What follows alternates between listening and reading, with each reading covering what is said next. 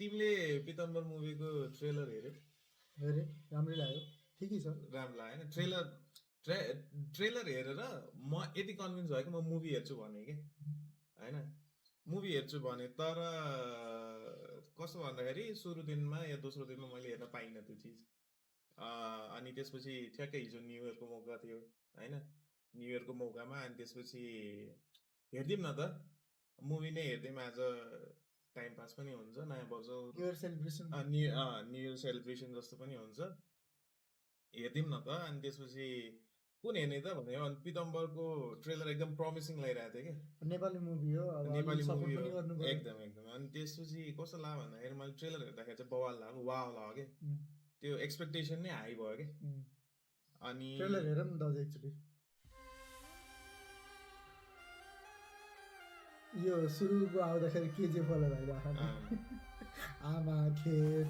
जब जब एउटा नारीको अस्मितामाथि प्रश्न उठ्छ, तब त्रेता युगमा राम, द्वापर युगमा कृष्ण, कलियुगमा पीताम्बरको जन्म हुन्छ।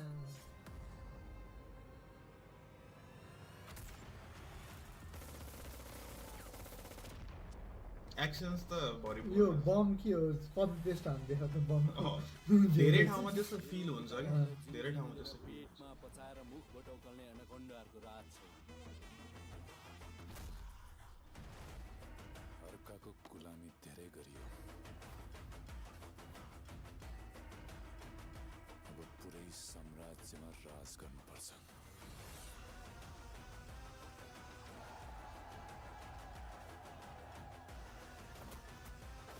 त्यसको दर्दनाक मौतको किस्सा, मृत्युको कहानी भन्न सकिन्छ, दर्दनाक मौत किस्सा। हिन्दी भन्दा नि कस्तो भन्दाखेरि तिम्रो तराई इन्फ्लुएन्स, किनभने परासीको सुट छ नि त पुरै तराई इन्फ्लुएन्स छ। यसको टाउको काटेर बीच मैदानमा टगाउँछु, यो बछुवाको वादा भयो। यो विक्रमको एक्टिङ बवाल छ। परासीको राशिमा गरम हावा हाबी भयो। सौगात मल्ल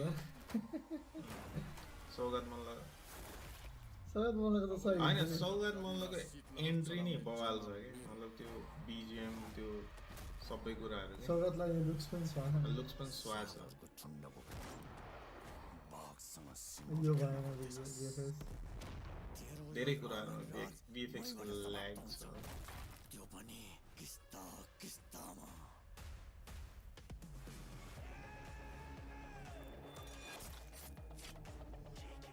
खाइते भाग झन् बलियो हुन्छ। नाम के हो यसको? न कसैको दाइ न कसैको भाइ, इन्स्पेक्टर राई। यसको हो त्यो बुलेट निस्किएको, गन चलाएको जो उभिएको छ अहिले कुरा गरौँ।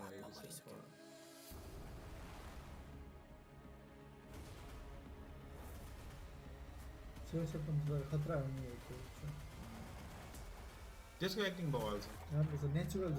कहीँ त्यस्तो फिलै हुँदैन कि उसले मतलब त्यो हुन्छ नि एक्टिङ गरेको जस्तो होइन, जबरजस्तीको एक्टिङहरू चाहिँ देखिँदैन।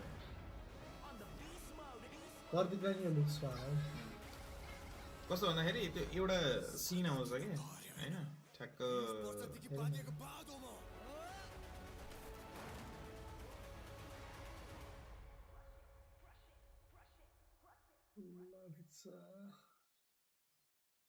यसमा चाहिँ तिम्रो दया हेङराईको रोल कस्तो छ भन्दाखेरि एउटा इन्सपेक्टरको रोल छ होइन। इन्सपेक्टर पनि कस्तो भन्दाखेरि घुस खाने खाले, घुस खाने टाइपको। अनि त्यसको डायलगहरू पनि धेरै छ होइन, धेरै ठाउँमा पनि छैन, अलिअलि ठाउँमा मात्रै छ, थोरै ठाउँमा छ। त्यसको एक्टिङलाई राम्ररी त्यो हुन्छ नि देखाउन सकेको छैन मुभीले। अनि त्यसपछि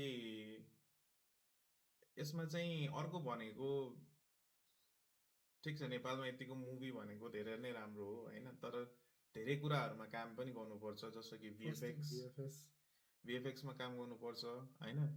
अनि त्यसपछि बिजिएम यति धेरै छ नि कुरै नगरौँ नि, इच एन्ड एभ्री सिनमा तपाईँले बिजिएम फिल गर्न सक्नुहुन्छ, बिजिएम अति धेरै छ।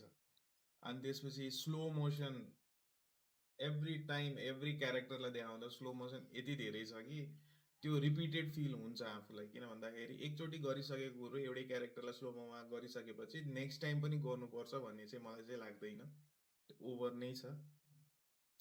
त्यसपछि भनेको तपाईँको यसमा एक्टिङको कुरा गर्ने हो भने सौगात मल्लको एन्ट्री जुन छ बवाल छ, वाउ छ होइन।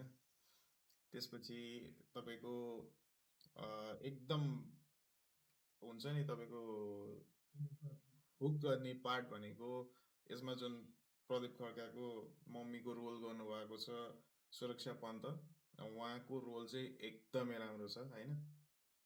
एकदम त्यो भन्न सकिन्छ कि धेरै राम्रो बनाउँदाखेरि केजिएफ तिर त लगेन। नै त्यस्तो छैन, केजिएफ तिर लगेको जस्तो त होइन, बट या साउथको इन्फ्लुएन्स चाहिँ हामीले देख्न सकिन्छ जुन कि एक्सनहरू लाइक अब डायलग पनि हेभी डायलगहरू छन् यसमा होइन।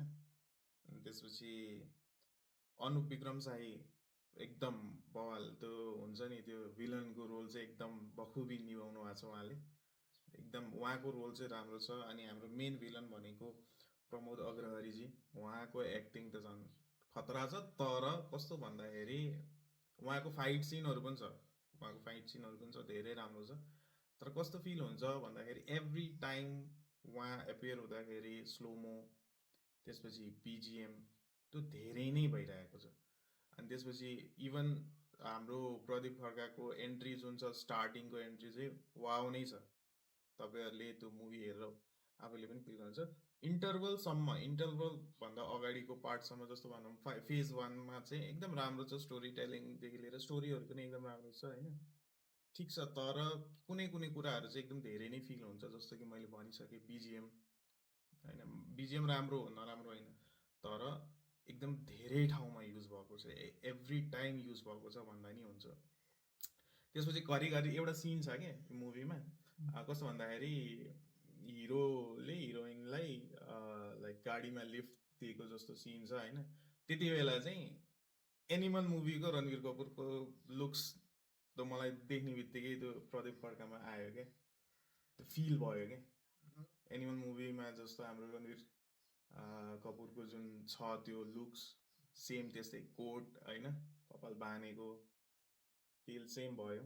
जस मुभी ओभरअल ओके होइन, तर इन्टरटेनिङ मुभी छ हेर्नलाई, एकचोटि हेर्नलाई इट्स ओके। तर आई डोन्ट थिङ्क रिपिटेडली हामीले हेर्न सकिन्छ यो मुभी। वान टाइम वाचको लागि धेरै नै राम्रो छ।